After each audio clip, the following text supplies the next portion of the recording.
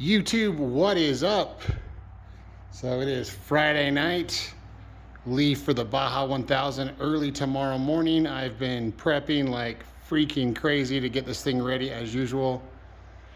Everybody says they want to race.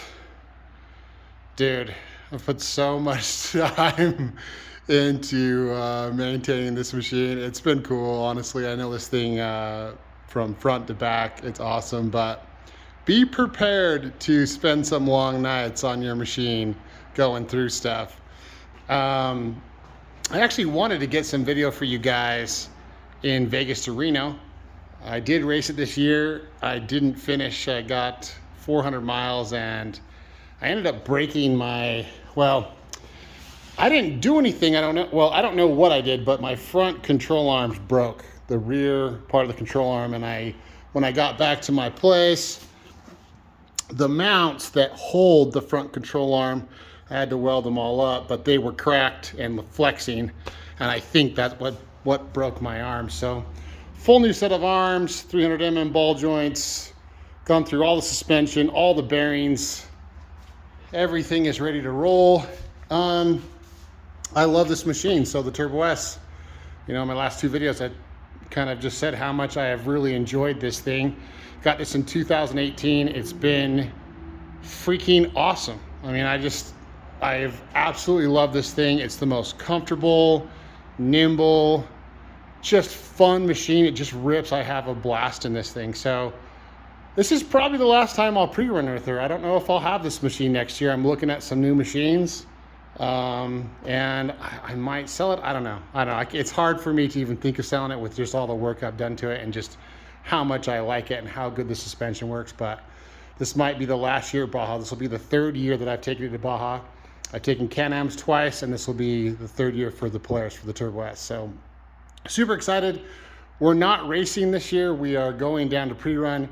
We thought about racing the Class 10, but it's super expensive when they do point to point. So this year it's Ensenada to La Paz.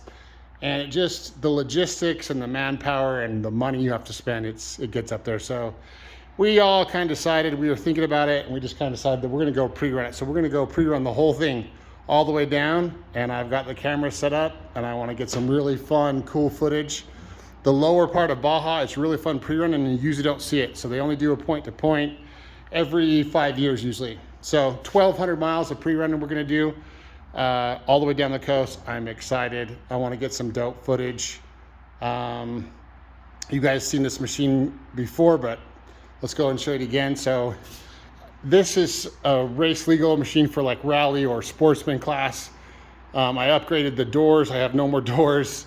I upgraded those for Vegas to Reno so I could run it.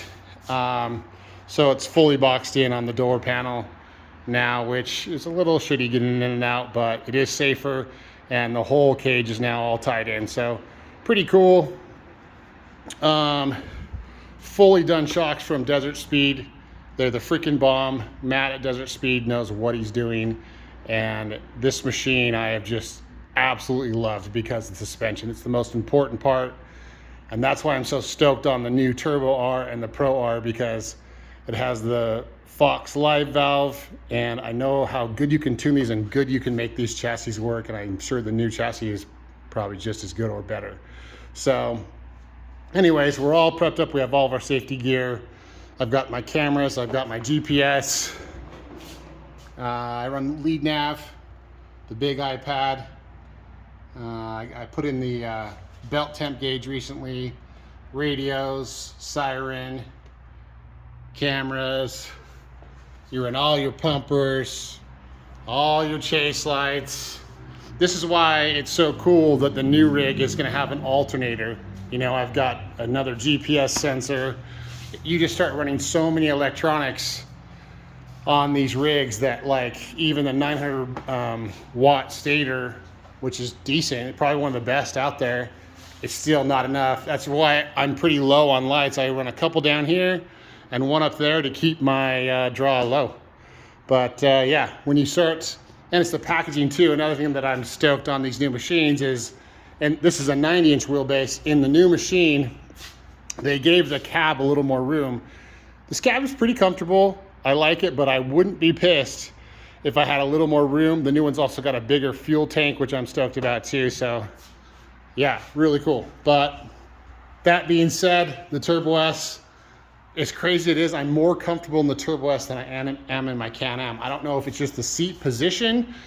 The cab in the Can-Am feels bigger, but I don't know. I feel more comfortable in this. Yeah, it just is what it is, but I feel more comfortable in this rig. But anyways, I'm freaking stoked. We'll be driving all day Saturday, and then we start pre-running on Sunday, and I am pumped. So try to get a bunch of footage, try to do maybe a daily video, and just keep everybody in the loop and have some fun and put out some cool content. So yeah, there she is, U99 999 is ready to roll after a solid 2 weeks of fixing crap that I broke in Vegas to Reno. Another reason why I haven't done too many videos, I broke the transmission from G and out. It was my fault last year pre-running, and then I go to Vegas to Reno and I break both my front control arms and axles, and just freaking, again, not the machine's fault, but so I haven't been riding it too much, and it's just been a crazy year and a half too, obviously. But yeah, so I'm stoked for this break, and stoked to take this beast out for one last ride, hopefully one last pre-run, maybe more, we'll see. But I'm definitely thinking about doing some upgrading, so who knows how much longer I'll have her. And I'm excited for one more trip to Baja. So all right guys, I appreciate you guys, and I will see you on the next one.